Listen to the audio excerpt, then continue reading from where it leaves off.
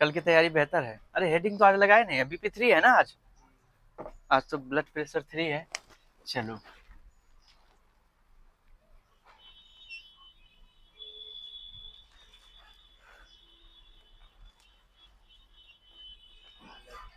BP3 यानी कि day 3। अब ज्यादा विलम्ब हम नहीं करेंगे। क्यों नहीं करेंगे?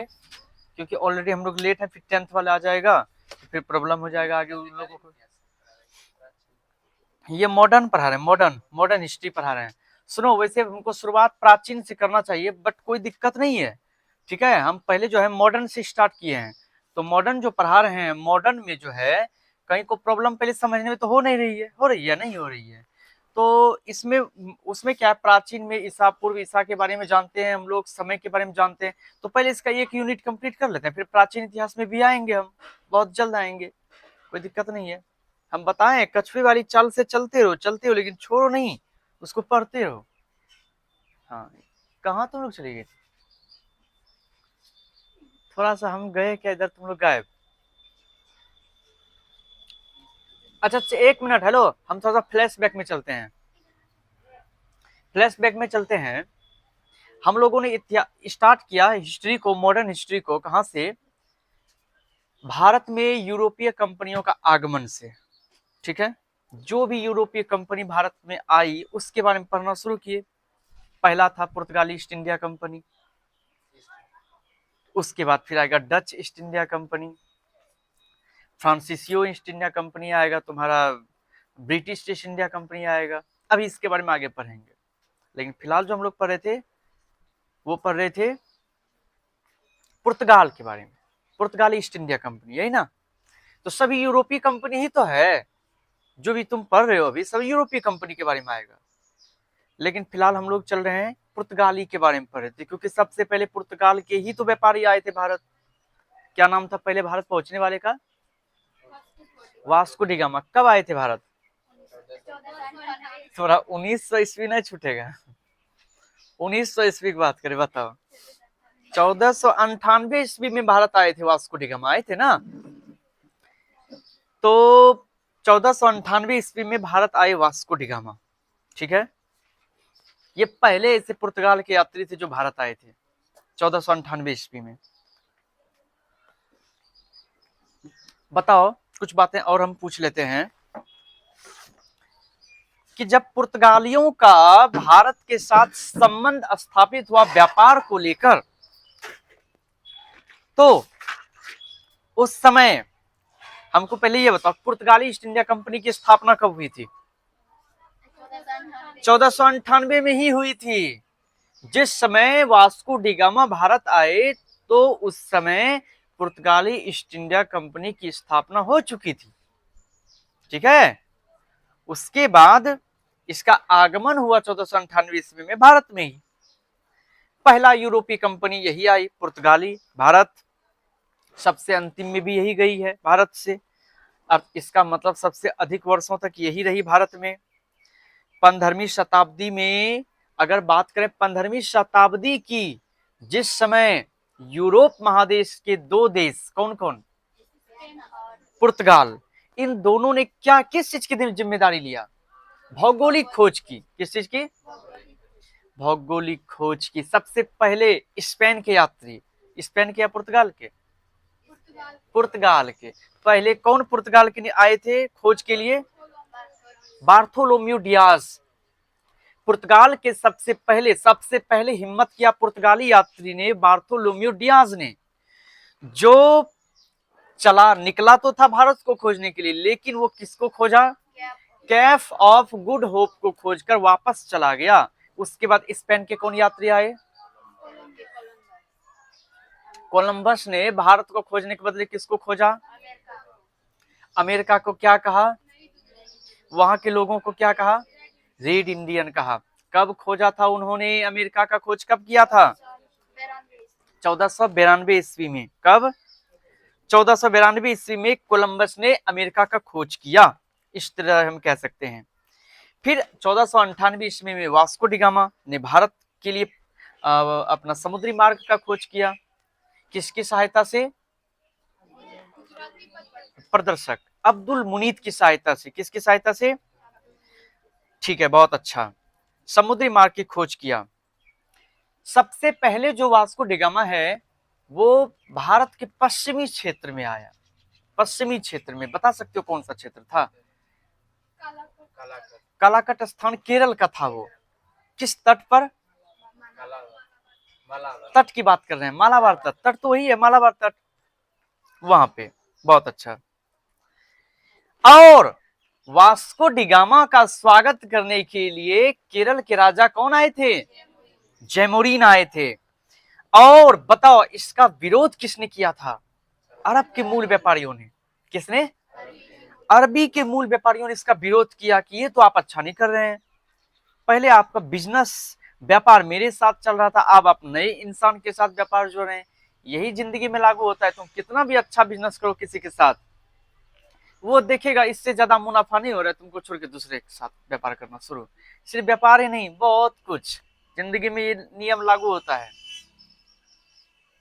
आजकल ऐसा सोशल मीडिया में देखते हैं, पति दिन रात खट के पत्नी को बनाया डीएम, अब पत्नी पति को छोड़ दिया।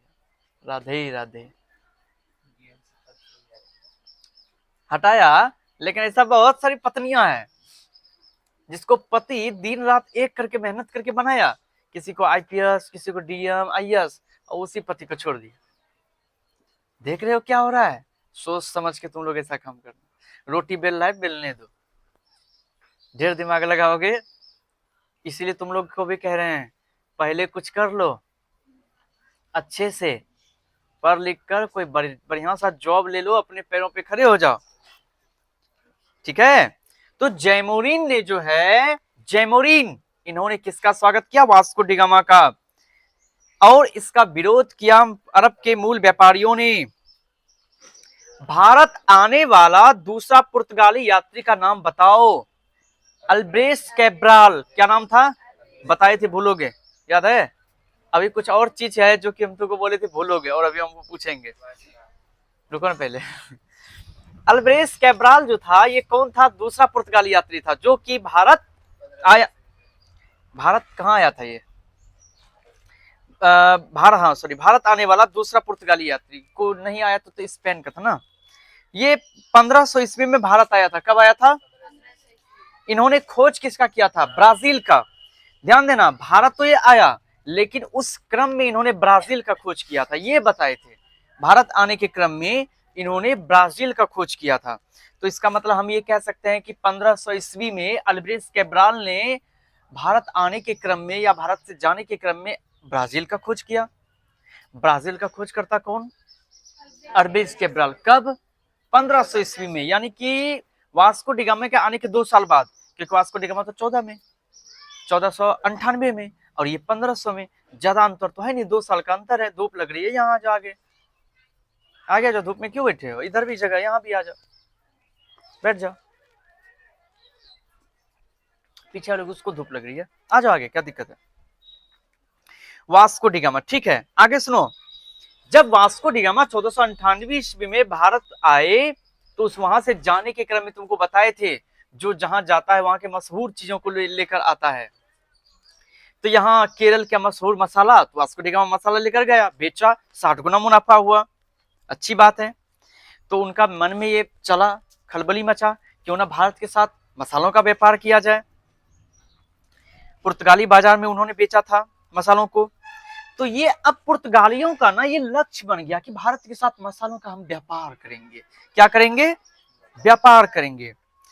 और पुर्तगाली जब बहुत अच्छे से व्यापार चलने लगा भारत के साथ, अच्छे खासा व्यापार चलने लगा, अरे भारतीयों को भी ना तो मुनाफा था, भारतीयों के पास मसालों की कमी नहीं था, अरबों के बदले इसको देने लगे मसाला, क्योंकि इससे ज्यादा प्रॉफिट था। पुर्तगालियों को भी अंदर ही अंदर बहुत खुशी, क्योंकि उसको भी प्रॉफिट हो रहा था अपने देश में बेचने पर। व्यापार बढ़िया चल रहा था। लेकिन व्यापार तब मंदी पर गई जब नियत में खोट आ जाता है ना, तो तुम्हारा बना बनाया काम बिगड़ जाएगा। इसलिए स्वच्छता से काम करना चाहिए कुछ भी। तो यहाँ पर व्यापार पर नियंत्रण रखने के लिए पुर्तगालियों ने सबसे पहले 1505 ईस्वी में वायसराय या गवर्नर का पद लाया, और पहले बताओ तो कौन बैठा उस पद पर? 1505 ईस्वी में कौन बैठा था? कब तक रहा था? 9 तक। 9 में फिर कौन बना? हाँ, अल्फांसो डी अल्बुकर्क। पहले फ्रांसिस्को डी अल्मोरा 1505 से 1509, अब फिर 1509 से 1515 तक कौन रहा था? Alfonso de Albuquerque. ये नाम मत भूलना, क्योंकि अल्फांसो डी अल्बुकर्क जो है ना, ये बहुत बड़े आतंकवादी का काम किया इन्होंने भारत में आकर। सिर्फ आतंकवादी ही नहीं, एक अलग अलग कूटनीति का इस्तेमाल किया इन्होंने। पुर्तगाली व्यक्तियों को, पुरुषों को ये प्रेरित किया, तुम भारतीय महिलाओं के साथ विवाह करो, क्योंकि तो वो कल हम विशेष विस्तार में बताएं, आज ज्यादा विस्तार में नहीं बताएंगे। विवाह करने के लिए प्रेरित, विवाह किया भी। अब जमाई का बात बेटी वाला नहीं मानेगा, मानेगा ही। मसालों का साथ क्या व्यवहार होना चाहिए वो मानना ही पड़ेगा। धीरे धीरे उन्होंने ये जो अपना षड्यंत्र बिछाया, इसका प्रभाव भी पड़ा कुछ क्षेत्रों पर। मैं उस क्षेत्रों का नाम बताऊंगा जिसको अल्बुकर्क ने अपने कब्जे में ले लिया। कुछ है, हाँ, गोवा को लिया। आगे सुनो ना। तो हाँ, यही ये फ्रांसिस्को डी अल्मोरा जो हटा, वो क्यों हटा? क्योंकि उन्होंने गलत नीति अपनाई, जल पर यानी कि समुद्री जल पर अपना कब्जा कर लिया। नीला जल की नीति का अवलंबन किया उन्होंने, समुद्र पर कब्जा कर लिया। पुर्तगालियों को कहा जाने लगा समुद्र का स्वामी, क्यों? क्योंकि समुद्र पर कब्जा कर लिया था। मुगलों के साथ जो संबंध स्थापित हुआ था पुर्तगालियों का, वो किस मुगल शासक के समय में बताओ? अकबर के समय में। और अकबर के समय में, अब तुम इसके आगे, ये था फ्लैशबैक, अब इसके आगे बढ़ते हैं। आगे एक बात जानते हो, ये जो पुर्तगाली है ना, ये जो भारत आया, नुकसान तो हुआ, लेकिन नुकसान के साथ साथ ना भारत को कुछ फायदा भी हुआ है। जान लो, अगर कोई आता है तो सिर्फ उससे कुछ नुकसान ही नहीं होता है। जैसे अंग्रेज की बात करते हैं, तुम आगे चल के ये भी जानोगे अंग्रेज के आने से सिर्फ नुकसान ही नहीं हुआ है, बहुत फायदा भी हुआ है भारत को। नुकसान तो हुआ ही है, फायदा भी हुआ एक नजर से। लेकिन उसके आगे हम वहां पे आएंगे तो समझेंगे ब्रिटिश ईस्ट इंडिया कंपनी में। लेकिन पहले तुम पुर्तगाली ईस्ट इंडिया कंपनी के बारे में समझ लो। ये जो पुर्तगाली भारत आए तो अपने साथ अपने सुख भोगियों का जो सामान नहीं होता है, जिसको कुछ आदत, मान लो हमको चाय पीने का आदत है, ठीक है, हम चले गए 1 महीना के लिए कहीं जा रहे हैं, जहां जा रहे हैं वहां चाय ही नहीं मिलता है। अब बताओ कि चाय वहां कैसे पियेंगे? चाय तुमको साथ में लेके जाना पड़ेगा। इसी से तुम ये जान लो कि चाय जो तुम पीते हो, ये चाय पुर्तगालियों का देन है। किसका देन है? इत्तेफाक से चाय पी भी रहे हैं और चाय वाला बात भी आ गया। चाय पहले यहाँ नहीं था, ये जो कहते हो ना असम बंगाल ये सब, कहीं चाय नहीं था। चाय पुर्तगालियों का देन है। सिर्फ चाय ही नहीं, बहुत सारी चीजें अभी बताते हैं आगे। चाय, तुम जो आलू की सब्जी दिन रात खाते हो, आलू भी तुम्हारा देन नहीं है। अगर पुर्तगाली भारत नहीं आता, तुम आलू को देखता भी नहीं, जानता भी नहीं आलू कैसा होता है। अगर पुर्तगाली भारत नहीं आते, तुमको पता नहीं होता मक्का क्या होता है। जो मक्के तुम लोग अभी खेत में बुनते हो ना, मक्का, जिसका खाद लेने तुम गया होगा, किसका खाद लेने गया था? मकई का। तो मक्का जो आज भारत में प्रचलित है इतना, मकई का रोटी खाते हो, मकई का रोटी, साग दाल, आज तुम मकई का रोटी नहीं खा पाता अगर पुर्तगाली नहीं आता। तो काफी चीजें ऐसी है जो पुर्तगालियों को यहाँ आने से यहाँ वो प्रचलित हुआ। अब एक बात और सुनो, यूरोप के जो लोग होते थे ना, ये जो चाहे पुर्तगाली कहो, ये सब दिमाग के बहुत होशियार होते थे। ये देखते थे इसके पास किस चीज की कमी है और इसके पास क्या चीज ज्यादा है, क्या ये सामान इसके यूज का है कि नहीं है। चलो इसके पास तो ज्यादा है, उठाओ इससे सस्ते में, इसके पास लेके चलो, इसके पास तो है ही नहीं, इसको देंगे तो अवश्य ही लेगा, क्योंकि ये तो बहुत इंपॉर्टेंट चीज है, इसके लिए तो अच्छा काम आएगा। ये दिमाग लगाता था शुरू से व्यापारियों में वो लोग। तभी तो मसाला यहाँ से लेके जाके वहां पर बेचा पुर्तगाल में। मकई का जानते हो, मकई और आलू जो है ये अमेरिका में था और किसी देश में नहीं, भारत में नहीं था, अमेरिका से आया यहाँ। ऐसे नहीं आ गया, पुर्तगालियों ने लाया है, पुर्तगालियों ने लाया है। लेकिन सबसे पहले हम शुरुआत करते हैं कॉटेज व्यवस्था से। कॉटेज व्यवस्था, कॉटेज व्यवस्था जो है एक एक करके समझाएंगे। कार्टेज व्यवस्था, ये कार्टेज व्यवस्था जानते हो क्या होता है? एक तरह से लाइसेंस व्यवस्था है। आज कोई भी जो चीज यहाँ पे चल रही है, कोई भी संस्था, कोई भी कंपनी, कोई भी व्यवस्था, कोई भी बिजनेस, उसमें लाइसेंस का होना बहुत जरूरी है। बिना लाइसेंस का नहीं कर पाओगे। उस लाइसेंस को कहते हैं कार्टेज व्यवस्था। क्या कहते हैं? अब अल्बुकर्क जो थे, पुर्तगाल के दूसरे गवर्नर, जो कि 9 से 15 तक रहा, उन्होंने इस बीच में ये व्यवस्था लागू कर दिया, कार्टेज व्यवस्था। आपको बिजनेस करना है, पहले लाइसेंस बनाओ। क्या लाइसेंस? लाइसेंस का मतलब ये हो गया कर, मतलब टैक्स। क्योंकि तुम तो आज आया और तुम हमको टैक्स दिया, क्या पता कल तुम कैसे निकल जाओगे, कहोगे हम टैक्स दे दिया, देवे नहीं किए हो, कैसे पता चलेगा? लाइसेंस रहना बहुत जरूरी है। तुमको 1 साल का लाइसेंस दिए, जाओ अपना व्यापार करो, कितना तुम पर हम ध्यान देंगे? साल भर का लाइसेंस बनवा लिया, 1 साल जाओ, तुम आओ जाओ बिजनेस करो अच्छे से, 1 साल का तुमको टैक्स हम ले लिए, 1 महीने का टैक्स ले लिए। हमारे देश में भी लाइसेंस की व्यवस्था है। कोई भी बड़ा बड़ा कंपनी, मेडिकल डिपार्टमेंट, कोई भी बड़ा बिजनेस, इसके लिए लाइसेंस का होना जरूरी है। छोटी मोटी बात करते हैं हम कोचिंग का, गांव में न चल रहा है, ये भागलपुर उठा के ले चले, पर हमको लाइसेंस बनाना होगा, सरकार को इसका हमको टैक्स देना पड़ेगा, उसको बताना पड़ेगा कि हम कोचिंग चलाते हैं, हमको 2 लाख रुपए से इनकम है, 2 लाख रुपए इनकम होगा तब ना टैक्स बनाएंगे, मतलब कि वो लाइसेंस बनाएंगे। लाइसेंस तभी बनता है जब तुम्हारा इनकम, सालाना इनकम 5 लाख 7 लाख से ज्यादा हो। इसमें कौन सा 7 लाख आएगा गांव में? नहीं। लेकिन शहर में जो कोचिंग है उसका जानते हो सालों में इनकम करोड़ों का है। जोड़ लो, जिगेबे की हो भागलपुर, करोड़ों में इनकम है कि नहीं? हजारों विद्यार्थी एक बैच में बैठता है, 10-10 वैसा वैसा बैच चलता है, तो तुम जोड़ लो कितना इनकम होगा। एक एक विद्यार्थी 5-5 हजार 1 साल का देता है। 1 करोड़ नहीं, उस सबका सालाना 10 करोड़ 15 करोड़, नामी सब टीचर का 20 करोड़ 1 साल का इनकम है, तो देना भी पड़ता है। 20% सरकार ले लेते हैं उनका। जब देखोगे, जब चेकिंग शुरू होगा भागलपुर में, चेक करने के लिए डिपार्टमेंट वाले, मतलब कि पूरा तरह से चेक करते हैं किस किस किस लाइसेंस है, कितना कोचिंग का दरवाजा बंद। पूरे भागलपुर में 5 गो ऐसा कोचिंग है, 6 गो, जिसके पास लाइसेंस है। अब वो लोग ब्लेम कर देता है आगे कि हम लाइसेंस बनवाए हैं, आज जो बिना लाइसेंस का कोचिंग चला रहे हैं उसको आप बोलने के लिए नहीं है तैयार।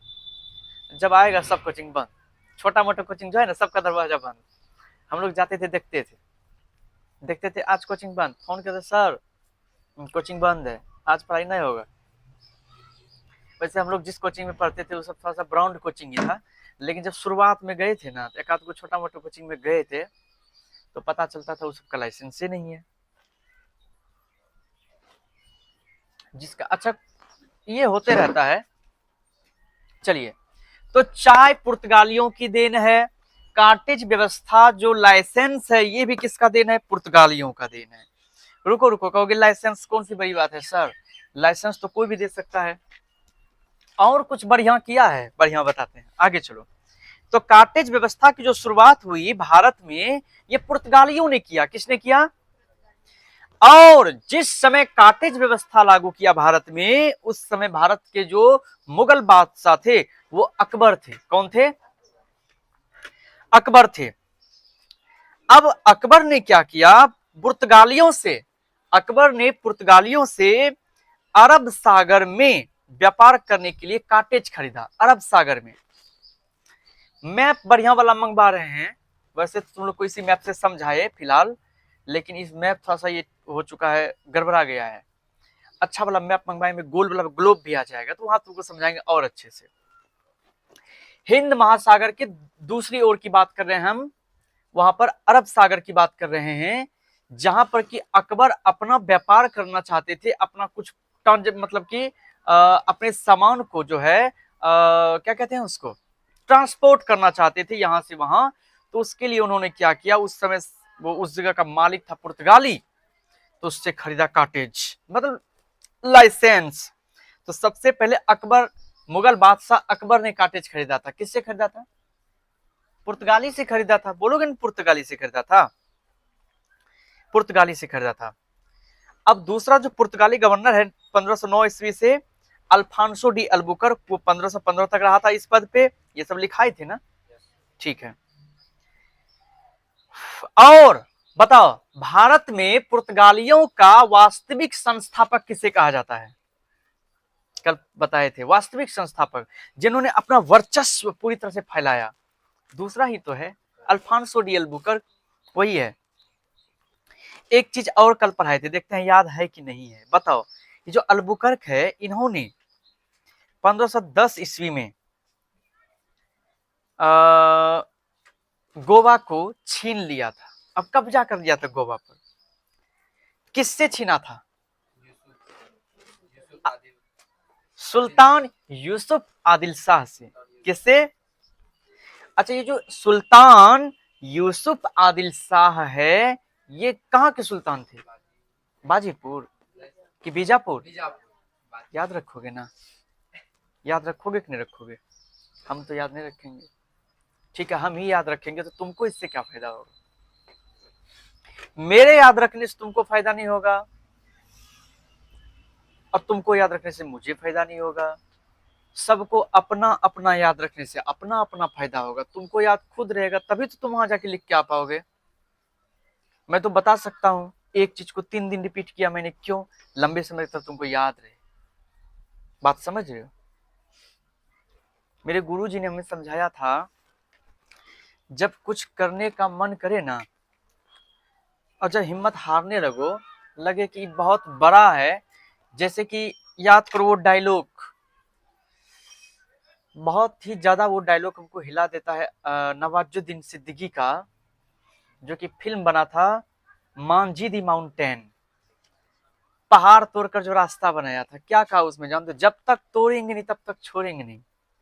अब बहुत ही लंबा दंगल, 16 साल, 16 वर्ष तक कहा जाता है उन्होंने पहाड़ को तोड़ते रहा, अंदर से नहीं हारा। लोग उसकी मजाक उड़ा रहे थे, ये पगलिया गया है साला, ये पहाड़ तोड़ रहा है, ये रास्ता बना देगा तुम पहाड़ तोड़ के, पागल हो गया है। उसका बाप तक उसको बोल रहे थे, लेकिन वो सिर्फ इस कान से सुनते थे। उसको आत्मविश्वास था कि जब तक तोड़ेंगे नहीं तब तक छोड़ेंगे नहीं। और आज एक दिन है, इतिहास के सुनहरे अक्षरों में, पन्नों में लिखा गया है, वही दशरथ मांझी जिन्होंने पहाड़ को तोड़कर अपनी फगुनिया के लिए रास्ता बना दिया, क्योंकि उसकी पत्नी उसी पहाड़ से गिरकर मर गई थी। अपनी पत्नी से बहुत प्रेम करता था वो, तो उन्होंने सोचा दूसरे किसी के साथ ऐसा ना हो। निरंतर लगनशील रहा वो, एक दिन भी नहीं वो रुका होगा अपने कुल्हाड़ी और छेनी को लेकर, हथौड़ी और छेनी। तो ये सिस्टम तुमको अपनाना पड़ेगा ना। तुम जिस रास्ते पे चल रहे हो, इस रास्ते पे फूल भी है और कांटे भी हैं, लेकिन पहले कांटे हैं, तभी तो फूल तक पहुंचोगे। शुरुआत फूल से नहीं होती है। और एक बात जान लो, ये जो संसार है, जहां तुम विद्या लेने जाते हो उसे हम विद्यालय कहते हैं, जहां तुमको विद्या मिलती है उसे विद्यालय कहते हैं, और जहां पुस्तक मिलता है उसे पुस्तकालय कहते हैं, और जहां दुख मिलता है उसे दुखालय कहते हैं। तो ये संसार दुखालय है। क्या है? आलय मतलब घर होता है, दुख का घर को दुखालय कहते हैं, पुस्तक के घर को, बस यही है।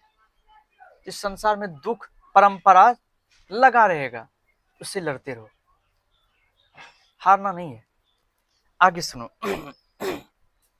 अल्बुकर्क ने 1510 ईस्वी में, ये ईस्वी मत भूलना, 1510 ईस्वी में बीजापुर के सुल्तान यूसुफ आदिल शाह से गोवा को छीना मतलब अपना आधिपत्य जमा लिया गोवा पर, पूर्ण आधिपत्य जमा लिया अल्बुकर्क ने।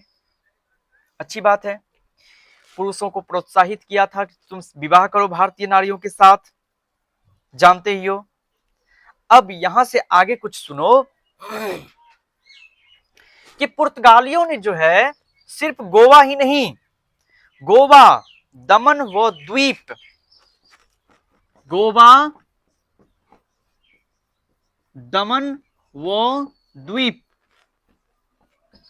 दो, एक दादर एवं नागर हवेली भी है, एक तो हो गया तुम्हारा ये, किधर गया, यूसुफ आदिल साथ प्रोत्साहित दमन व द्वीप, ठीक है। दादर एवं नागर हवेली, ये भी लिख देते हैं, दादर एवं नागर हवेली, जानते हो इसके बारे में? ये सभी जगह जो है ना, ये जितना भी है सब भारत का क्षेत्र है। गोवा हो गया, दमन द्वीप हो गया तुम्हारा, दादर एवं नागर हवेली हो गया, इन सारे साम्राज्य पर जो है अपना आधिपत्य जमा लिया। किसने जमाया? पुर्तगालियों ने। पुर्तगालियों ने जमाया। सियार, कुत्तों का झुंड कहीं पर तब तक ही रह सकता है अपना उस अधिकार जमाकर जब तक वहां शेर नहीं पहुंचा है। ध्यान रखना इस बात। और शेर आने वाला था, अभी रुको, शेर आने वाला था, अभी आया नहीं है, तब तक इसका आधिपत्य है।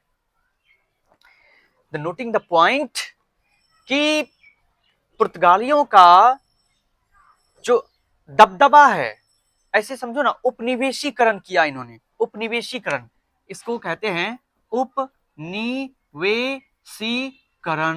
मतलब अपने अधिकार जमाना शुरू कर दिया, उसको कहते हैं उपनिवेशीकरण किया। किसका किसका? गोवा, दमन द्वीप, दादर एवं नागर हवेली का। यहां पर इसका राज चलने लगा, इसकी परंपरा चलने लगी वहां पर। जो कहते थे उस तरह से बिजनेस चलता था, उस तरह के व्यापार चलता था, उस तरह का हर कार्यक्रम चलता था इन तीनों जगहों पर खास करके। अब आगे सुनो, अब पुर्तगालियों ने क्या किया, काफी समय तक तो राज किया यहां पर, इन जगहों पर। उसके बाद जो पुर्तगाली है, इन्होंने जो मैं तुम्हें बताया था कि जैसे चाय का एग्जांपल दिया, सिर्फ चाय नहीं, अब तुम समझो आगे। इन्होंने देखा कि ऐसा कौन सा चीज जो भारत के पास नहीं है और नहीं है और उसका इसको लत लग सकता है। जैसे अगर तुम नशा नहीं करते हो, तुम्हें नशा के बारे में कुछ पता नहीं है, लेकिन जो नशा करता है उसको पता है अगर एक बार इसको नशा करा देंगे दोबारा इससे जरूर मांगेगा। एक बार अगर तुमको थोड़ा सा शराब पिला दिया, तुम मस्त हो गया उसमें, दोबारा कहोगे एक पैक और दो। तो जो पीने वाला है वो तो जानता है दारू का स्वाद, बात समझ रहे हो? तुम दूध का स्वाद जानते हो, दारू का स्वाद जानता है, उसको पता है दारू में पावर है, इसको देंगे तो मस्त हो जाएगा, दूसरी दुनिया में पहुंच जाएगा, इसको लगाओ, आदत लगाओ। इसलिए इन्होंने क्या किया, पुर्तगालियों ने मध्य अमेरिका से तंबाकू, खैनी जो आज तुम खाते हो, ये अमेरिका से लाया गया था, भारत का नहीं। तंबाकू, मक्का, ये जो तंबाकू है ये पुर्तगालियों ने मध्य अमेरिका से, मध्य अमेरिका, मध्य अमेरिका से तंबाकू, आलू भी, आलू। लेकिन एक मिनट, चाय के बारे में जहां तक कहानी है, दो तथ्य है इस पर। किसी तथ्य में कहा जाता है कि चाइना से लाया गया, लेकिन जहां तक कि इधर स्टोरी में हम देखें तो पता चलता है कि चाय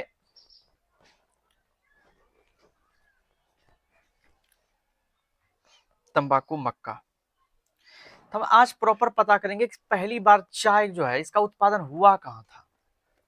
वैसे तो पुर्तगाली के बारे में हमको पता था कि पुर्तगालियों ने ही चाय को भी यहाँ लाया है, फिर भी आज हम पता करेंगे इसको अच्छे से। लेकिन इतना तो कंफर्म कह सकते हैं कि आलू, तंबाकू और मक्का, आलू, तंबाकू और मक्का, ये जो है ना, ये तीनों चीज मध्य अमेरिका से आया है। अमेरिका तो लाया नहीं, लाने वाला तो कौन है? पुर्तगाली है। लाने वाला कौन? पुर्तगाली। पुर्तगालियों ने अमेरिका से लिया, 2 एट कम लिया होगा, तुम्हारे पास 10 एट कम बेच दिया, तुम 20 में बेचो। फायदा किसको हुआ? पुर्तगालियों को। उसका कम है इधर से उधर करके टका कमाना।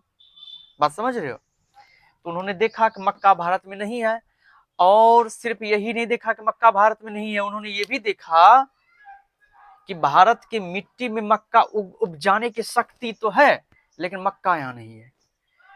आलू उपजाने का यहाँ की मिट्टी में ताकत तो है, सर्वेक्षण करने में थे वो लोग, तो एनालिसिस किया अच्छे से, पूरा एकदम विश्लेषण किया तंबाकुओं का, यहाँ आकर खेती किया उसका।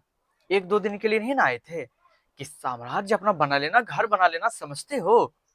उन्होंने यहाँ खेती करना शुरू कर दिया, यहाँ की जमीन पर उसका कब्जा हो गया। यहीं पर हमारे ही देश में आकर हमारे ही सरजमी पर मक्का, आलू, तंबाकू उपजाकर हम ही को बेच रहा था। इसका मतलब हम ही को बेवकूफ बना रहा था। तुम्हारे ही घर में हम जाएंगे, तुम्हारा ही सामान लेकर तुम्ही को बेच देंगे, कैसा लगेगा? तुम्हें इस पैसा ले लेंगे। सोचो, ये तो बहुत दुविधा की बात थी, मूर्ख बात। हम लोगों के घर में ही आकर हम लोगों को बेवकूफ बना रहे थे वो। हम लोग बन भी रहे थे, बन रहे थे। भारत लाया। हम ये कह सकते हैं कि पुर्तगालियों के भारत आगमन से होने वाले भारत में उपरोक्त वस्तुओं की खेती होना प्रारंभ हुआ। मतलब अगर पुर्तगाली भारत नहीं आता तो आज तुम मक्का नहीं खाता, आलू नहीं खाता, तंबाकू जो खैनी खाते हो नहीं खाते हो? तुम्हें एक को लेना है? अच्छा, खाते हो? हम भी नहीं खाते हैं। गलती से एक बार थोड़ा सा लिए थे मुंह में, पिताजी का चुनाव। हम सोचे क्या खैनी में आखिर है क्या? इतना लोग चॉइस से 5 आदमी मिलकर एक हाथ पर चलता है, 5 आदमी ऐसे ऐसे। ये कौन सा प्रसाद है? इसका स्वाद थोड़ा चखें। थोड़ा सा लिए, इतना तीता लगा ना, समझ गए ये मेरे लिए ना है, छोड़ दियो सीधे। मतलब थोड़ा चेक करने, टेस्ट जानना चाहते थे कैसा लगता है, मीठा कि नमकीन। एकदम खराब लगा हमको, हम नहीं लिए, उसके बाद छोड़ दिए। तो फिर इसमें कुछ तो रस है दिमाग में घुमाने का, ठीक है। और किसी आदमी ने हमको कहा था, मतलब पूछा कि ये खैनी जो है ये क्या है, क्यों खाते हैं? कहा ये जनरल नॉलेज है। खैनी को क्या कहा? General knowledge. का ये खैनी नहीं है, ये जनरल नॉलेज है। अगर तुम्हारा जनरल नॉलेज कमजोर है तो तुम खैनी खा। खैनी को क्या कहा? General knowledge. जबरदस्त उपाधि दिया खैनी को, बताओ। तो खैनी जो है पुर्तगालियों ने लाया अमेरिका से, कहा? भारत। तभी तुम लोग खैनी खा, तुम लोग नहीं खाते हो, जो भी खा रहा है। आगे, पुर्तगालियों ने भारत में प्रिंटिंग प्रेस और जहाज निर्माण का कला, सबसे इंपॉर्टेंट, ध्यान देना। इसीलिए मैं बोल रहा था कि पुर्तगाली जब भारत आए तो कुछ फायदा भी हुआ है। जैसे कि प्रिंटिंग प्रेस, ध्यान देना, प्रिंटिंग प्रेस समझाते हैं तुरंत। प्रिंटिंग प्रेस क्या है? एक तो हो गया तुम्हारा प्रिंटिंग प्रेस, उसके बाद जहाज निर्माण, सब लिखा देंगे। अच्छा, प्रिंटिंग प्रेस, आज जो ये किताबें छपी है ये प्रिंटिंग प्रेस से ही ना छपी है। आज तो पेपर पढ़ना जो शुरू हुआ भारत में, उसका जो मशीन आया प्रेस, प्रिंटिंग प्रेस मतलब छापने वाला, ये सब पुर्तगालियों ने ही लाया है। पहले नहीं था भारत में प्रिंटिंग प्रेस। चाहे कोई भी चीज, किताबें छपती है, कॉपियां छपती, पहले यहां स्याही से लिखा जाता था। तो पुर्तगालियों ने देखा क्या ये लोग ये मयूर के पंख से ऐसे शुरुआता ऐसे लिखता, इसमें तो हमारा भूप सुबह हो जाएगा। लाओ रे मशीन उठा के वहां पुर्तगाल से लाया, उठा के। वो लोग तो जहां मन तहां से उठा के लाता रहता था। देखता था जो चीज हमारे पुर्तगाल में नहीं है, लव फलना देश से उठाकर। उसका काम ही था भौगोलिक खोज, देश दुनिया में खोजना, ऐसा कौन सा चीज जो मेरे पास नहीं है। अब उसको लंबा समय तक भारत में रहना था, और उससे तो सफलता नहीं था। ऐसे ऐसे हमारे ऋषि मुनि कैसे लिखते थे? स्याही से, मयूर पंख से ऐसे लिखते थे, पक्षियों के पंख से डुबाया स्याही, उससे लिखते।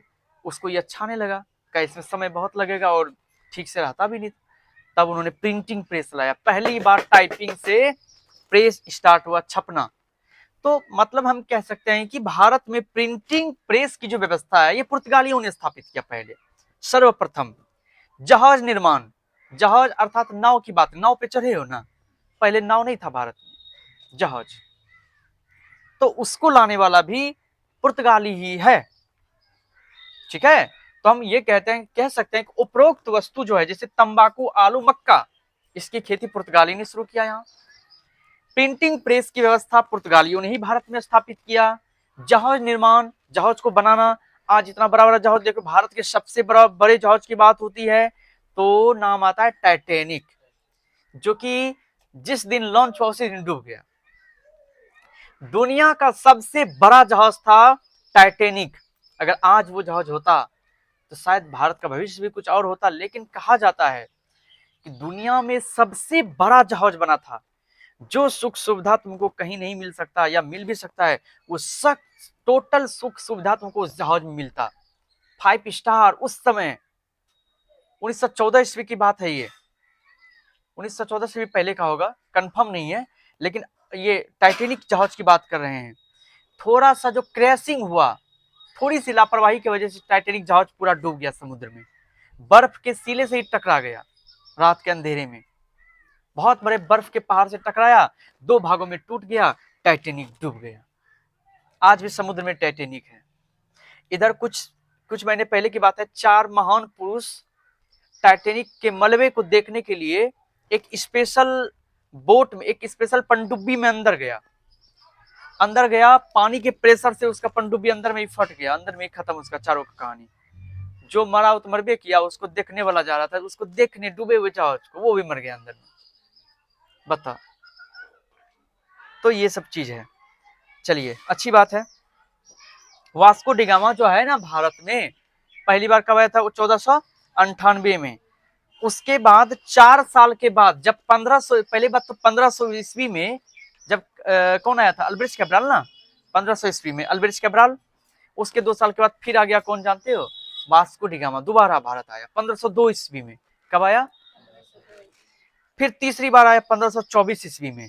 यानी कि 1502 में जब वापस गया तो उसके 22 वर्ष के बाद 1524 ईस्वी में आया। हम कह सकते हैं 1498, 1502 और 1524। 1498,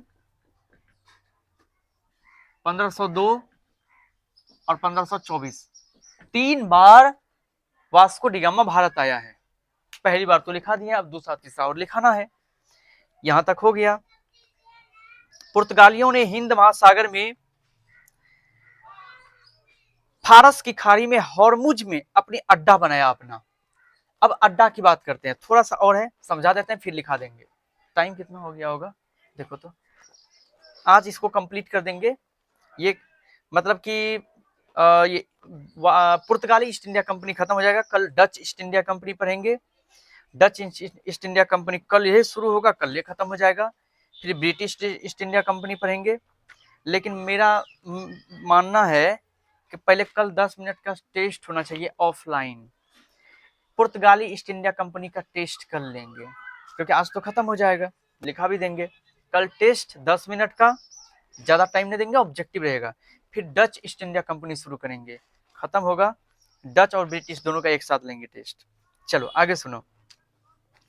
पुर्तगालियों ने जो है, जब पुर्तगालियों का मतलब कि जमावड़ा हुआ ना, व्यापार स्थापित हुआ भारत के साथ, तो उन्होंने जो है फारस की खाड़ी में एक जगह है हॉर्मुज, वहां पर अब उन्होंने अपना अड्डा बनाया था। अड्डा मतलब समझते हो ना, जो भी कहीं से आता है ना, रहने के लिए अपना एक अड्डा ढूंढता है, स्थान।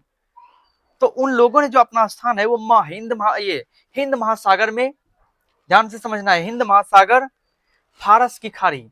महासागर तो बहुत बड़ा है, तो उसके एक छोटे से क्षेत्र को हम खाड़ी कहते हैं। तो उस स्थान जो था वो फारस की खाड़ी था। क्या था? फारस की खाड़ी। वहां पर जो एक स्थान है उसको कहते हैं हॉर्मुज। मैं लिख देता हूं, हिंद महासागर में फारस की खाड़ी। स्पेलिंग दिक्कत ना हो, हिंद महासागर में फारस की खाड़ी, और उसके बाद स्थान था हॉर्मुज। हॉर्मुज में अपना अड्डा बनाया, अपना अड्डा बनाया। वो अड्डा मतलब रहने के लिए अड्डा बनाया, ठीक है, अड्डा बनाया।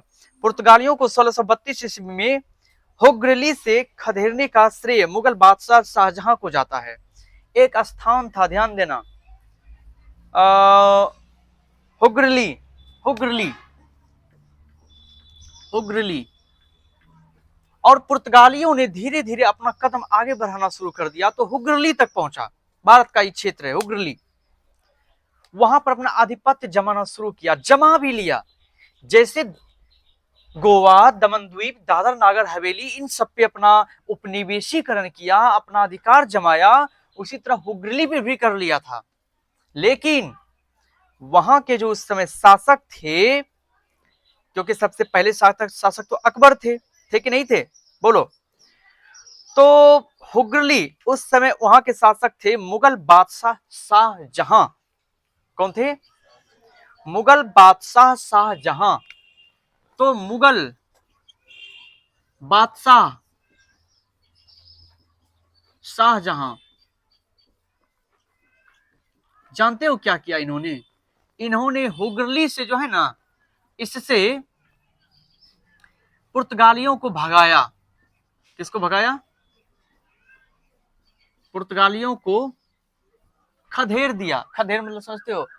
दौड़ा के भगाया। खदेड़ने का मतलब होता है रपेट के भगाना। ऐसा नहीं कि निकलो घर से, नहीं नहीं नहीं, निकाल के उसके बाद पीछे से मारते हुए भगाया। ऐसे उसको कहते हैं खड़े खदेड़ना। यहां से लेके जब तक कि गांव पार नहीं करोगे तब तक दौड़ते रहो उसके पीछे लाठी लेको, भागते रह रहा है। उसे कहते हैं खदेड़ना। जब तक कि कमला कुंडवा गोपालपुर पार न कर जाए तो उसे कहते हैं खदेड़ना। ऐसे खदेड़ा, तो भगाया वहां से उसको को भगाया। ठीक है, किसने भगाया बताओ? हुगली से जो है, हुगली से पुर्तगालियों को भगाने वाला कौन है? मुगल बादशाह शाहजहां। कौन है? शाहजहां। वो ये वही शाहजहां है जिन्होंने ताजमहल भी बनवाया था, कहा जाता है। ताजमहल सुने हो ना? मुमताज बेगम की याद में ताजमहल बना था। जितना खूबसूरत ताजमहल है, अब उसकी खूबसूरती का बयां क्या करें। गए हैं एक बार, मैं भी देखने गया हूँ ताजमहल को, पिछले बार ही देख के आया हूँ। काफी सुंदर है, दूर से भी और नजदीक से भी और फोटो में भी। क्योंकि जब वृंदावन गए ना तो वहां से लौटने के क्रम में गए थे। काफी महंगा, टिकट से लेके हर चीज। तो देखे ताजमहल को, देख रहे थे क्या आखिर मुमताज में था जो ऐसा खासियत वाला ताजमहल बन गया। आजादी के बाद भी पुर्तगाली ईस्ट इंडिया कंपनी भारत में बनी रही। लेकिन सुनो, जब पुर्तगाली ईस्ट इंडिया कंपनी भारत आया था उस समय भारत में अंग्रेज नहीं था। क्योंकि 1498 की बात है ना, उस समय भारत गुलाम भी नहीं हुआ था, अंग्रेज नहीं था भारत में। भारत कोई छोटा मोटा देश नहीं था। लेकिन ये सब तो ट्रेलर था। ये जो पुर्तगाली ईस्ट इंडिया कंपनी भारत आया ना, कुछ शहरों पर, कुछ नगरों पर, कुछ क्षेत्रों में अपना आधिपत्य उपनिवेशीकरण किया। ये गोवा, दमन द्वीप, ये छोटी मोटी, इस पर कोई दिक्कत नहीं। अब बताओ हमको, कोई आकर मेरे गांव में 2-3 तो घर को मान के चलो गुलाम कर लिया, कब्जा कर लिया, गोली बंदूक दिखा के 2-3 तो घर पे, इसका मतलब क्या पूरे गांव को कब्जा कर लिया? नहीं, पूरे गांव को कब्जा नहीं किया है, 2-3 तो घर। तो कभी भी उसको भगा सकते हैं। लेकिन अभी असली जो क्लाइमैक्स है वो अंग्रेजों को आने के बाद हुआ। जब अंग्रेज आए ब्रिटिश ईस्ट इंडिया कंपनी को लेकर। अभी डच ईस्ट इंडिया कंपनी के बाद तुम ब्रिटिश के बारे में पढ़ोगे, जब अंग्रेजों का आगमन हुआ। यहाँ पर विशेष चिंतन की बात नहीं है। अंग्रेज के आने से पहले तुम जानते हो, जब जिस समय की मुगलों का स्थापना भी नहीं हुआ था भारत में, उस समय से भी पहले पुर्तगाली आया भारत में। जानते हो कि नहीं जानते हो? बताए। लेकिन यहां पर एक चीज और नोट करने वाला है। जब अंग्रेज भारत आया ना, अंग्रेज कौन? अंग्रेज, फोकस रखना। तो उस समय अंग्रेज को आने के बाद भी पुर्तगाली ईस्ट इंडिया कंपनी भारत से नहीं गई। क्योंकि अगर जाने की भी बात आई तो पुर्तगालियों ने अंग्रेजों से एक ही बात कहा, अंग्रेजियों का तो दबदबा ज्यादा था, पावर में, पैसे में, हर चीज में। जानोगे आगे चल के। एक तरह से पड़ोसी कहो ना उसको, पड़ोसी कहो, ठीक है। ब्रिटिश ईस्ट इंडिया कंपनी भी वहीं का। तो यहां पर पुर्तगाली भी अपना बिजनेस कर रहे थे और ये ब्रिटिश मतलब अंग्रेज भी। अंग्रेज के आने के बाद भी पुर्तगाली ईस्ट इंडिया कंपनी भारत में रही है। ठीक है, आगे। भारत की सेना ने 1961 में ऑपरेशन विजय के तहत गोवा को पुर्तगालियों से आजाद कराया। ये जो गोवा पर जो अधिकार जमा कर बैठा था पुर्तगाली, किस पर अधिकार जमा कर बैठा था? गोवा को आजाद कराना है। अब बहुत हो गया, ये वहां के लोगों ने सोचा ये नहीं चलेगा, मतलब ये हम लोगों को इस तरह से जो गुलाम करके बैठा है मेरा देश, और ये बाहर से आकर हम ही को बताएगा कि हमको क्या करना है, ये तो नहीं चलेगा। यहाँ का जो सेना था ना भारतों का, भारत के सेना, इन्होंने सन 1961 ईस्वी की बात है, 1961 ईस्वी की, 1961 ईस्वी की, यानी कि सबसे लंबा समय तक रहा है ना पुर्तगाली। आया कब? 98, 1498, यहाँ 1961 की बात हो रही है। 1961 ईस्वी में, 1961 ईस्वी में आजादी की बात कर रहे हैं हम, यानी कि अंग्रेजों को भागने के बाद भी पुर्तगाली यहां पर था। सोचो, पुर्तगाली तुमको एहसास भी नहीं होने देता तुमको हम गुलाम करके रखे हैं, यू आर फ्रीडम, बट अंदर से तुमको गुलाम करके रखा है वो। तो इन्होंने क्या किया, भारत के सेना ने आजादी के बाद तो कानून की व्यवस्था लागू हुई कि नहीं हुई? 26 जनवरी में, 26 जनवरी 1952 में संविधान लागू हुआ था कि नहीं हुआ था? प्रथम संविधान मंत्री कौन थे? कानून मंत्री डॉक्टर B.R. अम्बेडकर, है कि नहीं? सबसे पहले कॉन्स्टिट्यूशन को लिखने वाले वही थे। Indian constitution was written by doctor B.R. Ambedkar, संविधान को लिखने वाले। कानून व्यवस्था लागू हुई। तो 1961 ईस्वी में, क्या बोलो, 1950 में, 26 जनवरी 1950, सॉरी,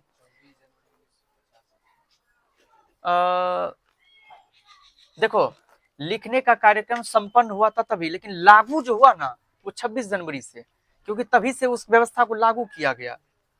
तो ये दोनों डेट जो 24 बोल रहे हो ना, 24 को लेखन का कार्यक्रम संपन्न कर दिया था, लेकिन लागू नहीं किया था। कहाँ पे देखा लागू 24 को?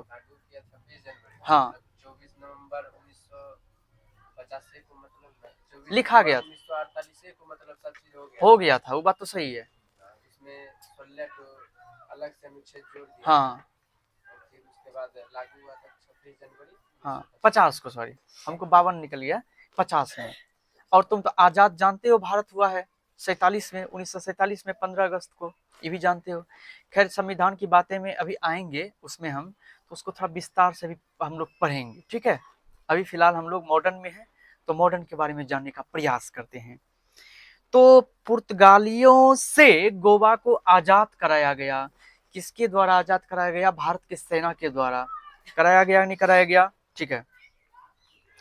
उस समय जो गोवा पर अपना उपनिवेशीकरण करके रखा था पुर्तगालियों ने, उस समय पुर्तगाली का जो गवर्नर था वो एंटोनी सिल्वा था। कौन था?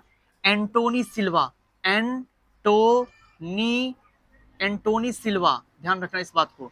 यानी कि गोवा से, अब मैं लिखाने का कार्यक्रम करूंगा, बच्चे आ चुके हैं। तो गोवा को 1961 में आजाद कराया गया।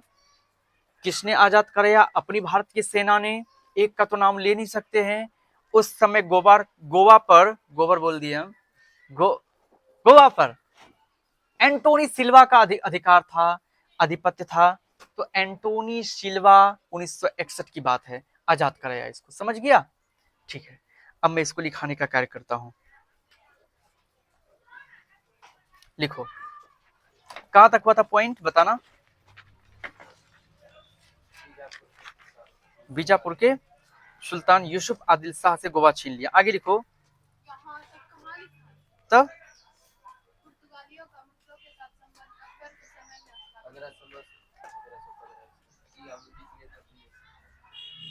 मतलब मुगलों के साथ संबंध स्थापित हुआ, यहीं तक लिखाए थे। आगे लिखो। भारत में कार्टेज व्यवस्था की शुरुआत पुर्तगाली ने किया था।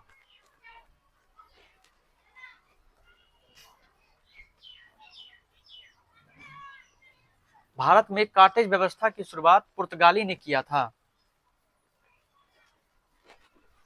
भारत में कार्टेज व्यवस्था की शुरुआत पुर्तगाली ने किया था।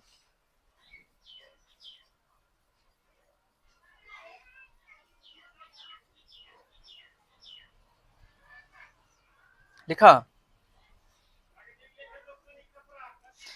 अगला पॉइंट लिखो, कल टेस्ट होगा, इसका तैयारी कर लेना। मुगल बादशाह अकबर ने मुगल बादशाह अकबर ने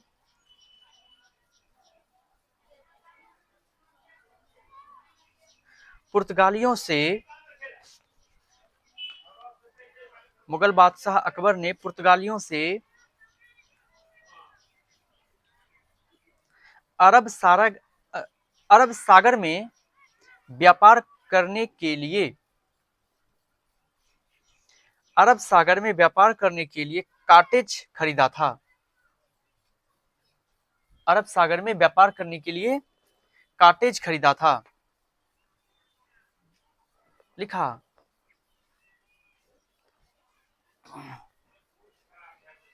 लिख लिया। आगे लिखो।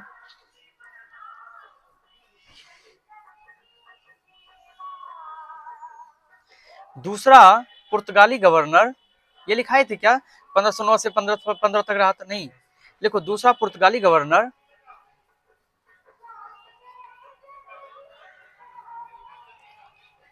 दूसरा पुर्तगाली गवर्नर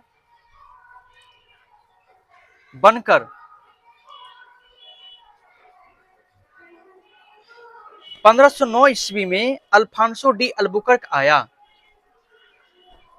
अल्फांसो डी अल्बुकर्क आया। अल्फांसो डी अल्बुकर्क आया।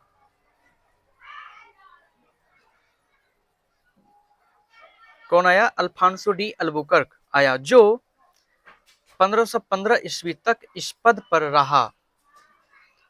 जो 1515 ईस्वी तक इस पद पर रहा।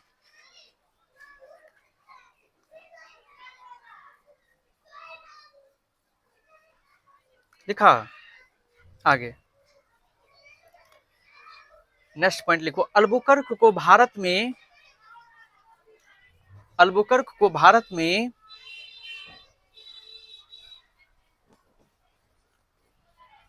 पुर्तगाली साम्राज्य का वास्तविक संस्थापक माना जाता है।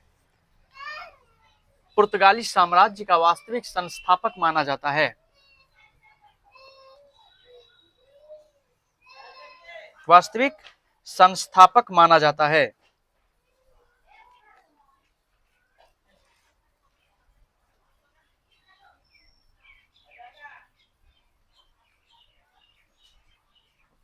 लिखा। आगे, अल्बुकर्क ने 1510 ईस्वी में,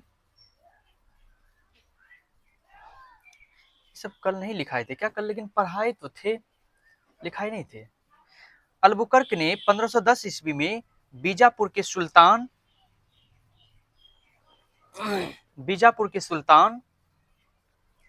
यूसुफ आदिल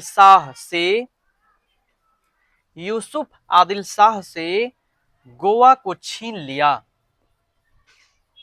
यूसुफ आदिल शाह से गोवा को छीन लिया।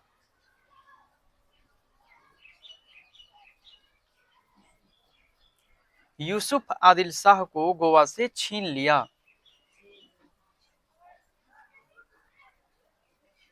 हाँ, यूसुफ आदिल शाह से गोवा को छीन लिया। लिखा। आगे, अल्बुकर्क ने पुर्तगाली पुरुषों को प्रोत्साहित किया। अल्बुकर्क ने पुर्तगाली पुरुषों को प्रोत्साहित किया कि अल्बुकर्क ने पुर्तगाली पुरुषों को प्रोत्साहित किया कि वे भारतीय स्त्री से विवाह करें। कि वे भारतीय स्त्री से विवाह करें।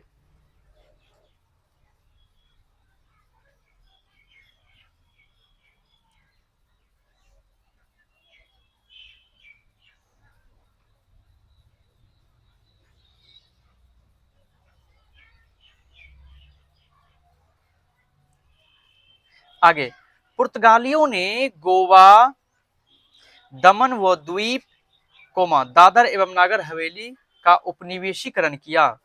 पुर्तगालियों ने, बोर्ड पर लिखा हुआ है गोवा, दमन व द्वीप, दादर एवं नागर हवेली। पुर्तगालियों ने गोवा, दमन व द्वीप, दादर एवं नागर हवेली का उपनिवेशीकरण किया।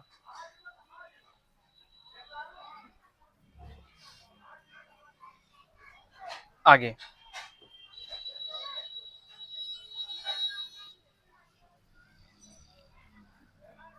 अगला लिखो, पुर्तगालियों ने मध्य अमेरिका से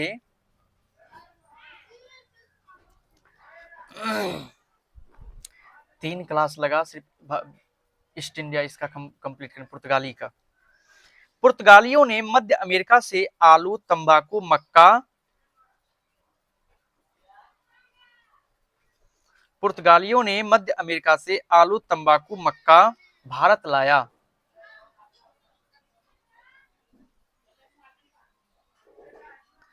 तभी से इन चीजों की खेती यहां पर शुरू हुई या प्रारंभ हुई लिखना। तभी से इन चीजों की खेती यहां पर प्रारंभ हुई।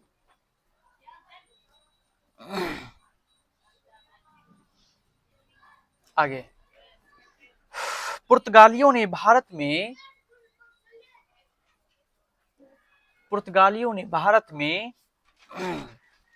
प्रिंटिंग प्रेस और जहाज निर्माण,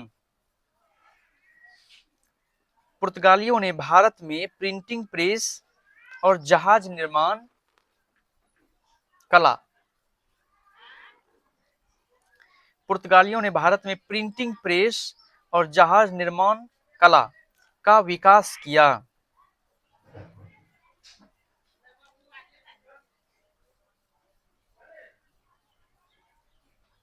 आगे लिखो, वास्को डिगामा 3 बार भारत आया। तीनों बार का वहां ईस्वी लिखा हुआ है, लिख लो। वास्को डिगामा 3 बार भारत आया। पहला 1498 लिखा हुआ है, फिर 1502 है, फिर 1524 है। तीनों ईस्वी लिख लो।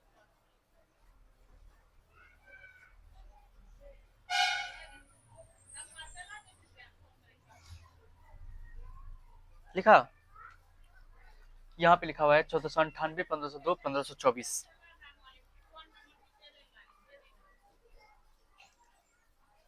आगे लिखो, पुर्तगालियों ने हिंद महासागर में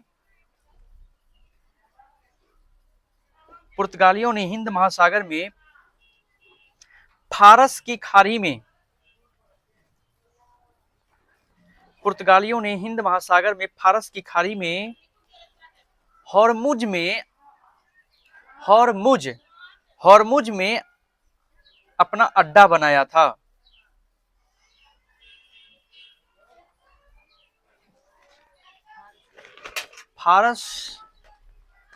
फारस की खाड़ी में, हॉर्मुज में, सब स्पेलिंग बोर्ड पे लिखे हैं, हॉर्मुज में अपना अड्डा बनाया था। आगे, मुगल बादशाह शाहजहां ने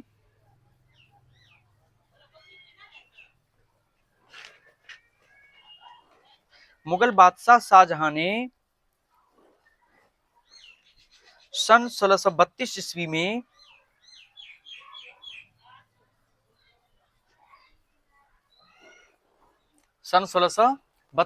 में याद रखना इस ईस्वी को, सन 1632 ईस्वी में पुर्तगालियों को हुगली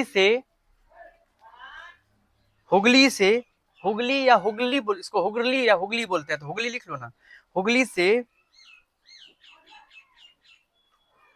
खदेड़ कर भगाया, या फिर भगाया ही लिख दो, खदेड़ा या लिख दो, खदेड़ कर भगाया। आगे, आजादी के बाद भी पुर्तगाली ईस्ट इंडिया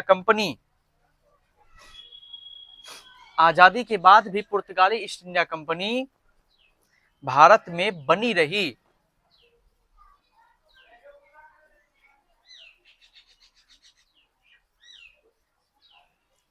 लिखा,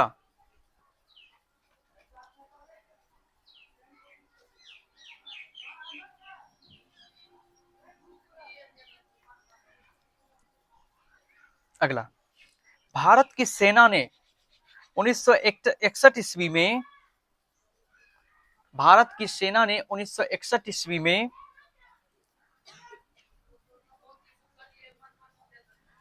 ऑपरेशन विजय के तहत, ऑपरेशन विजय के तहत गोवा को पुर्तगालियों से मुक्त कराया। ऑपरेशन विजय के तहत गोवा को पुर्तगालियों से मुक्त कराया। गोवा से पुर्तगालियों को मुक्त कराया। ठीक है,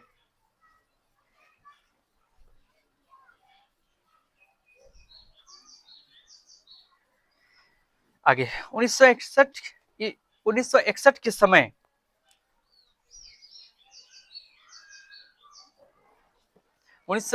समय गोवा के पुर्तगाली गवर्नर, गोवा के पुर्तगाली गवर्नर एंटोनियो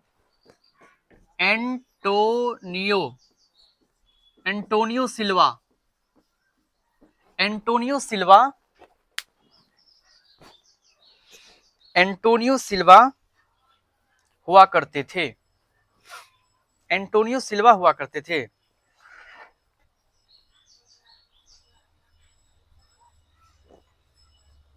हो गया। आगे कुछ पॉइंट ऐसा है जो अभी पढ़ाए नहीं है, लेकिन हम लिखा देते हैं क्योंकि टेस्ट लेना है कल। 2-3 पॉइंट और है, लिख लो, हम समझा देंगे फिर। 12वां संविधान संशोधन, 12वां संविधान संशोधन, 12वां संविधान संशोधन, 12वां संविधान संशोधन 1962 के तहत गोवा को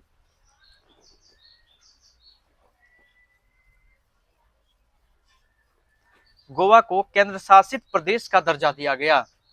एक आध को तुम्हारे ऊपर छोड़ते हैं याद करने के लिए, हो जाएगा ना। हाँ, फिर से बोलते हैं। 12वां संविधान संशोधन 1962 के तहत गोवा को केंद्र शासित प्रदेश का दर्जा दिया गया। क्या दिया गया? 61 में आजादी हुआ तो 62 में ना उसको बनाएगा केंद्र शासित प्रदेश। केंद्र शासित प्रदेश का दर्जा दिया उसको। केंद्र शासित प्रदेश किसका कहते हैं बताओ तो जरा। केंद्र शासित प्रदेश जानते हो क्या होता है? एक होता है प्रदेश, एक होता है केंद्र शासित प्रदेश, जिस पर व्यवस्था तो सब जगह होता है। यानी कि एक, जैसे हम लोग बिहार राज्य में रहते हैं तो केंद्र शासित प्रदेश क्या? शासित का मतलब शासन होता है, और केंद्र अर्थात केंद्र सरकार की बात हो रही है, जिस पर किसी विशेष राज्य के मंत्री का अधिपत्य या फिर को उसका शासन नहीं होता है। डायरेक्ट जिस पर अधिकार केंद्र सरकार की होती है उसको केंद्र शासित प्रदेश कहते हैं। मतलब गोवा जो है ना, एक केंद्र शासित प्रदेश है जिस पर सीधे भारत की केंद्र सरकार का उस पर जो है ना शासन चलता है, राज्य सरकार का नहीं। लेकिन हमारे बिहार में राज्य सरकार का चलता है। हाँ, वो केंद्र शासित प्रदेश है गोवा। लेकिन फिर भी जो है ना, फिलहाल संविधान संशोधन में एक बार, अच्छा चलो इस पर बात करें, पहले लिखा देते हैं। हाँ, दर्जा दिया गया, लेकिन बाद के वर्षों में, हाँ अभी रुको ना, अभी आगे आप समझ जाओगे। लेकिन बाद के वर्षों में, यही अभी समझाने वाले थे, अभी आ गया पॉइंट, आगे भी आ गया। 56वां संविधान संशोधन, 56वां संविधान संशोधन 1987 के तहत, 56वां संविधान संशोधन 1987 के तहत गोवा को पूर्ण राज्य का दर्जा दिया गया। गोवा को पूर्ण राज्य का दर्जा दिया गया। अब देखो कहाँ 1962 और कहाँ 1987। अब इस दोनों में तुम फर्क थोड़ा सा अंदाजा कर लो। 62 से 87 तक वो केंद्र शासित प्रदेश प्रदेश के अंतर्गत आया। 62 से 87 तक जो है, घटा कर देख लो थोड़ा। 1987 में 62 को घटा कितना होता है? 25 आया। बहुत अच्छी बात। 25 वर्षों तक उस पर सिर्फ केंद्र का शासन चल रहा था, किसी राज्य का नहीं, क्योंकि 61 में तो आजादी हुआ पुर्तगालियों से। इसके बाद जब 56वां संविधान संशोधन हुआ ना, वो 12वां संविधान संशोधन था। और 56वां संविधान संशोधन में इसको याद रखना कि गोवा को जो पूर्ण राज्य का दर्जा मिला किस संविधान संशोधन में, पूछेगा क्या बोलोगे? 56वां संविधान संशोधन में गोवा को पूर्ण राज्य का दर्जा मिला। अर्थात 1987 के बाद गोवा एक पूर्ण राज्य है। क्या है? पूर्ण राज्य। वहां के भी मुख्यमंत्री होते हैं, लेकिन 87 से पहले मुख्यमंत्री वहां नहीं हुआ करते थे। ये पॉइंट सामने में आगे भी आ भी गया और ये हम समझाने भी वाले थे पहले। ठीक है, तो चलो आगे लिखो। गोवा वर्तमान समय में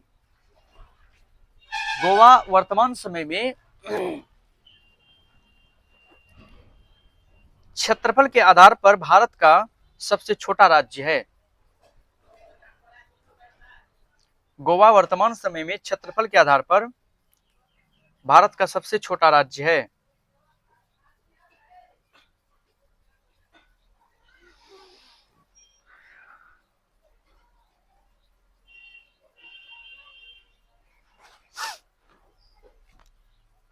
गोवा जो है ना, किस दृष्टि से बताइए?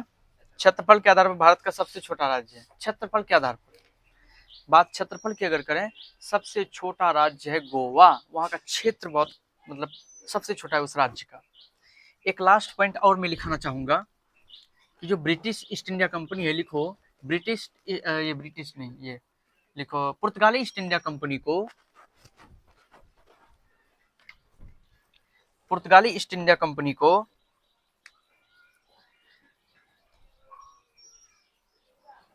Estado they India, Estado the India, पुर्तगाली ईस्ट इंडिया कंपनी को एस्तादो द इंडिया कंपनी के नाम से जाना जाता है। एस्तादो द इंडिया कंपनी के नाम से जाना जाता है। क्या समझा? कि जो पुर्तगाली ईस्ट इंडिया कंपनी है, इसको एक और नाम से जाना जाता है, एस्तादो द इंडिया। क्या बोलोगे? Estado the India. अब यहाँ पर तुम्हारा पुर्तगालियों का जो है ना कार्यक्रम यहीं तक था। गोवा, दमन द्वीप, दादर नगर हवेली, इन सब चीजों पे ज्यादातर हुगली पर उसका आधिपत्य जमा, तो मुगल बादशाह शाहजहां ने उसको भगाया वहां से। क्या क्या उन्होंने भारत में लाया ये भी तुम जान ही गए हो। खैनी लाया, तंबाकू उसी को कहते हैं, आलू, मक्का, ये सब लाया। अमेरिका, मध्य अमेरिका से लाया, ये सब भी जान गया। कौन कौन पुर्तगालियों का गवर्नर रहा, लास्ट तक गवर्नर कौन था, ये सब कार्यक्रम जो पुर्तगालियों के बारे में था ये खत्म हो चुका है। अब पुर्तगालियों के बारे में विशेष यहाँ पर अभी कुछ नहीं है। अब हम आगे बढ़ेंगे डच के बारे में, लेकिन कल सबसे पहले टेस्ट ले सकते हैं, तो इसको अब कंप्लीट करके अच्छे से आना। एक बार घर में जाके रिवाइज करोगे, बात समझ रहे हो? रिवाइज करोगे, बिना मेहनत से नहीं, मेहनत से कुछ नहीं होगा। देखो मैं बार बार एक ही बात समझाता हूँ, तुम्हारे मेहनत करने से कुछ नहीं होगा, तुम्हारा एग्जाम नहीं निकलेगा। क्यों कहोगे क्यों नहीं निकलेगा? मेहनत करने से, मेहनत तो सब करता है। तुमको क्या लगता है तुम पढ़ रहे हो और कोई नहीं पढ़ रहा होगा क्या? 20,000 फॉर्म गिरा है तो 20,000 विद्यार्थी नहीं पढ़ रहा होगा, पढ़ तो लाखों विद्यार्थी रहा होगा, लेकिन उसमें आधा विद्यार्थी ऐसा होगा जो पढ़ तो रहा होगा तुमसे भी ज्यादा, लेकिन उसका फिजिकली नहीं होगा बढ़िया, आधा तो छटा गया। अब आधा जो बता वो पढ़ने में बहुत तेज होगा, पढ़ भी रहा होगा, फिजिकलो बढ़िया होगा, लेकिन वो गलती करेगा। क्या गलती जानते हो? गलती क्या करेगा? वो चूकेगा पढ़ाई में। पढ़ाई में कितना भी कोई तेज हो जाए, लेकिन पढ़ाई के लिए पूर्ण डेडिकेशन के साथ त्याग होना चाहिए। ये अगर तुम्हारे पास नहीं है, तुम्हारा एग्जाम नहीं निकलेगा। थोड़ा सा मिस करोगे तलवार की धार पे ना, दुश्मन जो होता है ना वो इंतजार नहीं करेगा तुम्हारा संहार करने के लिए। ये एक युद्ध है जो तुम लड़ रहे हो, इसमें तुमको पूरी तरह से तैयार रहना होगा। तुम कहोगे वो आज माथा दर्द कर, आज पढ़ने नहीं जाएंगे, चिंता मत करो, तुम्हारा नाम 20,000 के बाद ही आएगा, उस 20,000 में नहीं आएगा, अर्थात बिहार पुलिस के बाद, क्योंकि माथा दर्द वाला का स्थान वहाँ है, वो जो लाखों फॉर्म गिरा ना उसमें है। 20,000 में तब तुम्हारा सीट ना है, 20,000 में सीट तब मिलेगा। कल हम बुखार में भी पढ़ा रहे थे, क्यों? फीवर में भी तुमको 1 घंटा 12 मिनट पढ़ाए हैं। अगर हम बहाना कर लेते तो कल का पढ़ाई जो पढ़ाते वो आज पढ़ाना पड़ता, एक दिन जाता कि नहीं बेकार। एक तो शुरुआत ही लेट से की है, 1 अप्रैल।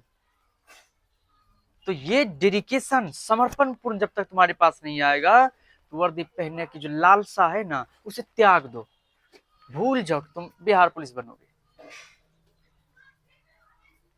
इसलिए समय का महत्व दो।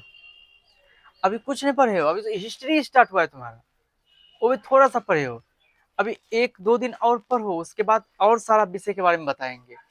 कुछ विषय तुमको कैसे अपने से भी पढ़ना है वो भी बताएंगे, क्योंकि एक विषय तो नहीं है, 6-7 चीज पढ़ना है तुमको।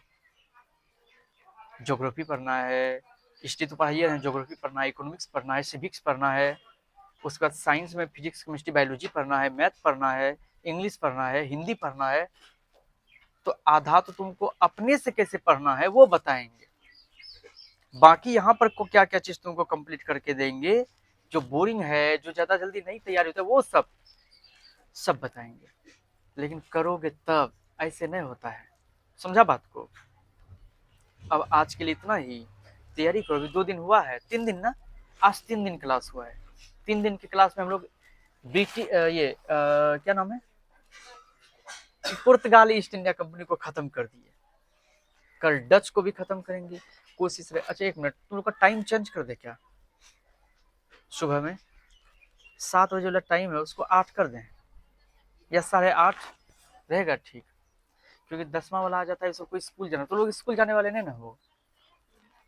8:30 या 9 कर दे, तो 8:30 कर दे तो बेहतर होगा, 1.5 घंटा सोच रहे हैं 8:30 करने, क्योंकि 10th वाला स्कूल जाता है, तो इस सबको तो छुट्टी 9 बजे, 8:30 बजिए गया, अब आधा घंटा ये लोग को आज पढ़ाएंगे, तो दिक्कत हो जाता है। तो ऐसा करो ना, कल का टाइम तुम लोगों का जो है 8:30 रखते हैं, हैं? क्यों हैं? अच्छा, कितना बजे पेपर है? कल भर है, कल भर है कि एक दिन में हो जाएगा? अच्छा ठीक है, तब 1 घंटा कल पढ़ा देंगे, 8 बजे छुट्टी दे देंगे, ठीक है? जाओ आज आओ, कल भर आओ 8 बजे तक।